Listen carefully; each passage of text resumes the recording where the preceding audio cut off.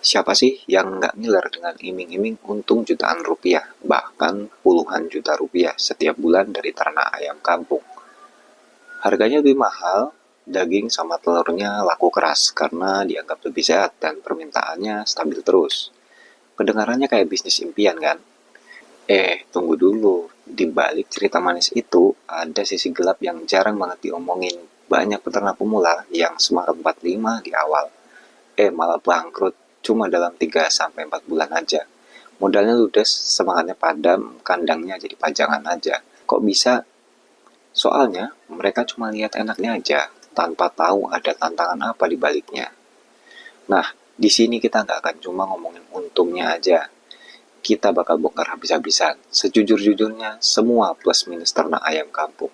Dari potensi cuan dan kualitas produknya sampai ke sisi pahit, kayak biaya pakan yang mencekik, risiko penyakit yang bikin nangis, dan manajemen yang ternyata nggak segampang kelihatannya. Jadi kalau kamu serius pengen tahu bisnis ini beneran buat kamu atau bukan, tonton aja videonya sampai habis.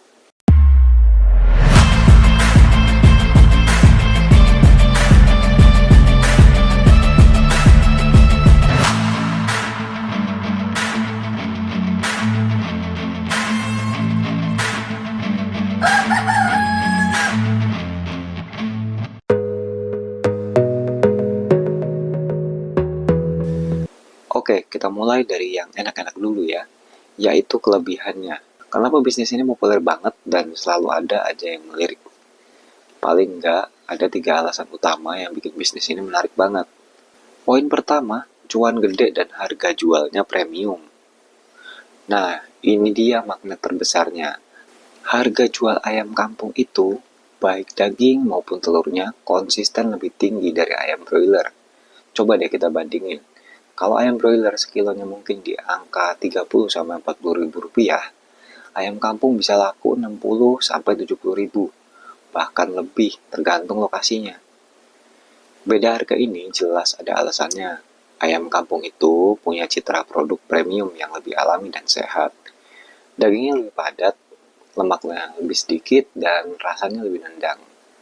Nggak heran jadi favorit di rumah makan, restoran, sampai ibu-ibu rumah tangga yang peduli kesehatan. Ini yang ngebentuk pasar yang setia banget. Mereka tipe pembeli yang nggak terlalu pusing sama harga. Yang penting kualitasnya juara. Pasarnya juga cenderung aman, beda sama broiler yang harganya bisa terjun bebas kalau lagi banjir pasokan. Harga ayam kampung ini relatif stabil, permintaannya ada terus, tapi pasokannya yang nggak melimpah. Jadi posisi tawar kita sebagai peternak lebih kuat. Ini fondasi bisnis yang kokoh. Poin kedua, kualitas produknya juara dan lebih sehat. Harga mahal itu ya jelas ada alasannya. Kualitas saja emang beda. Dari sisi kesehatan, daging ayam kampung dianggap lebih sehat karena biasanya dipelihara dengan cara diumbar. Jadi mereka bergerak bebas. Aktivitas fisik ini bikin dagingnya jadi lebih berisi dan rendah lemak.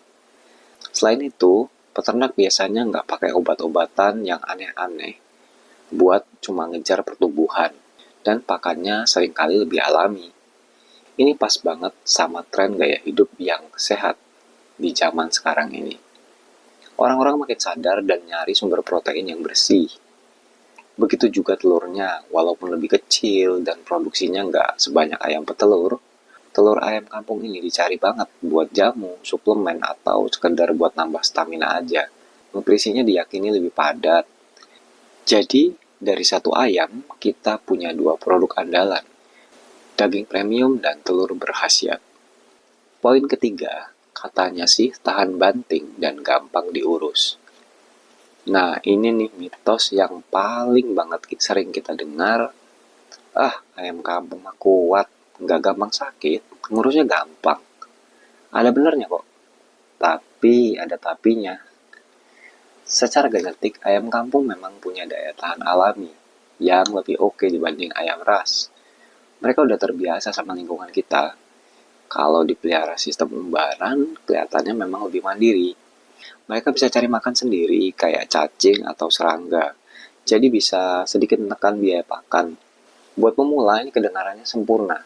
Nggak perlu pusing mikirin harga pakan pabrikan yang naik terus. dan nggak perlu cemas soal penyakit. Secara teori, ini kelebihannya yang oke banget, terutama buat yang modalnya pas-pasan. Kemampuan adaptasi inilah yang bikin ayam kampung sering disebut ternak yang nggak rewel. Gimana? Kelihatan enak banget kan? Untungnya gede, produksinya dicari, ngurusnya katanya gampang. Siapa yang nggak mau? Tapi jangan senang dulu ya. Justru dibalik enaknya ini, ada jebakan yang kalau kita nggak siap, bisa langsung ambiar. Sekarang kita bongkar sisi pahitnya yuk. Realita yang harus kamu hadapi kalau mau sukses. Ini bagian paling krusial, bagian yang misahin mana peternak yang sukses dan mana yang cuma bertahan seumur jagung. Jangan sampai kamu sepelekan poin-poin penting ini.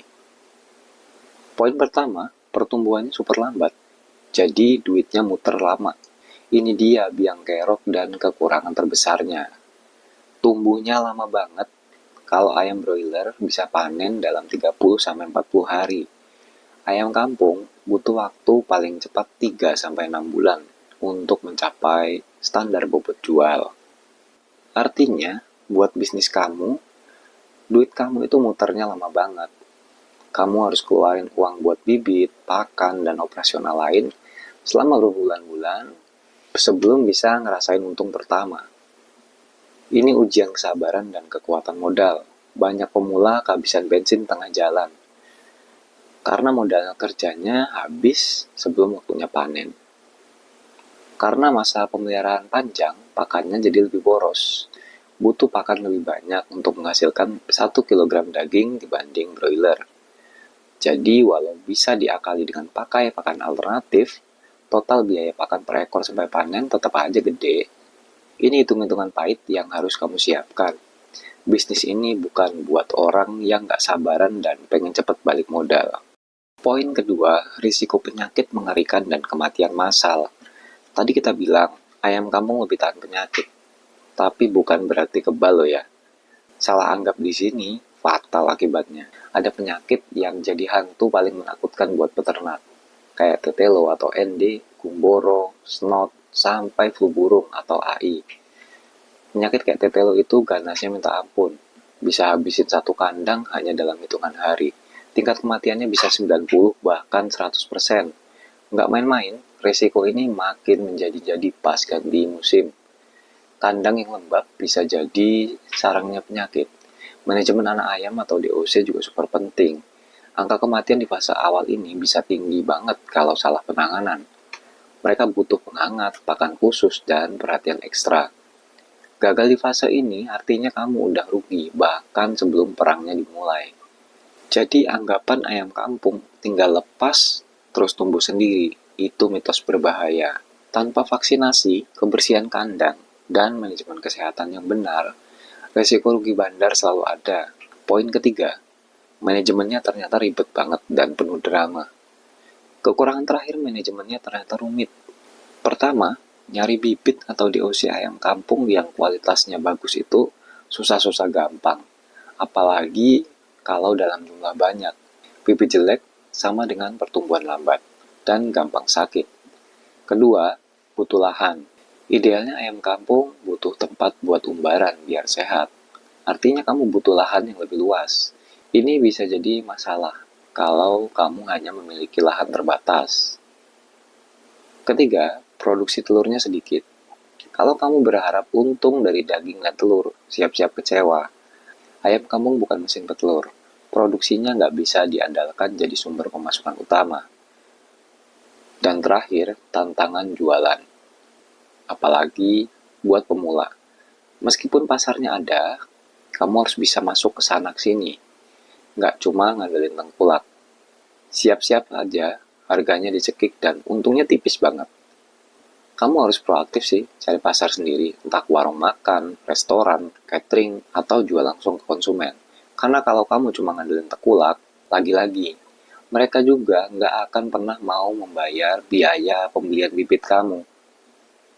Jadi, mereka cuma pengennya harga dari peternak itu lebih murah supaya mereka bisa cuan gede. Ini berdasarkan pengalaman peternak-peternak sukses yang mau capek sedikit ketimbang hanya ngandelin harga tengkulak yang nggak masuk akal. Oke, setelah kita bongkar habis-habisan sisi manis dan pahitnya, pertanyaannya, jadi masih oke nggak sih ternak ayam kampung ini? Jawabannya, ya, masih sangat menguntungkan. Tapi ada syaratnya, dan syaratnya ini yang nggak gampang. Peternak ayam kampung itu sangat menjanjikan kalau kamu siap mental dan modal buat ngikutin prosesnya yang panjang. Ini bukan jalan pintas jadi kaya, tapi bisnis jangka panjang yang kokoh kalau dikelola dengan benar. Ini menguntungkan kalau kamu sabar nunggu panen 3-6 bulan. Kalau kamu punya modal cukup buat nutupin semua biaya selama masa tunggu itu. Dan yang paling penting, kalau kamu mau belajar dan praktek, dari milih bibit, disiplin vaksin, atur pakan biar efisien, sampai cari cara jualan yang cerdas, jangan pernah sepelekan risiko penyakit. Jangan pernah mikir bisnis ini bisa jalan sendiri. Anggapan kalau ayam kampung bisa dibiarin gitu aja adalah resep paling cepat menuju kerugian. Saran saya buat kamu yang serius, mulailah dari skala kecil dulu. Kenali hewannya, pahami tantangannya, dan bangun pasarmu pelan-pelan. Dengan cara itu, kamu bisa merasakan manisnya untung dari ayam kampung, tanpa harus terjebak di pahitnya kegagalan. Oke, gimana? Udah mulai kebayang kan gambaran lengkapnya? Tentu masih banyak detail teknis yang belum kita bahas. Tapi tenang aja, di video-video sebelumnya saya sudah banyak bahas tentang cara pemeliharaan ayam kampung ini. Jadi kalau kamu mau tahu lebih dalam, misalnya cara ngakalin pakan biar lebih murah tapi tetap bergizi, atau jadwal vaksinasi anti gagal buat pemula, pastiin kamu udah subscribe channel ini dan nyalakan loncengnya biar nggak ketinggalan video-video penting lainnya. Nah, sekarang giliran kamu. Apa sih tantangan paling nggak enak yang pernah kamu alami waktu ternak ayam kampung? Atau buat yang baru mulai, apa yang bikin kamu paling penasaran sekaligus takut? Curhat aja di kolom komentar di bawah. Kita diskusi dan belajar sama-sama. Terima kasih yang udah nonton videonya dan sampai jumpa di video selanjutnya.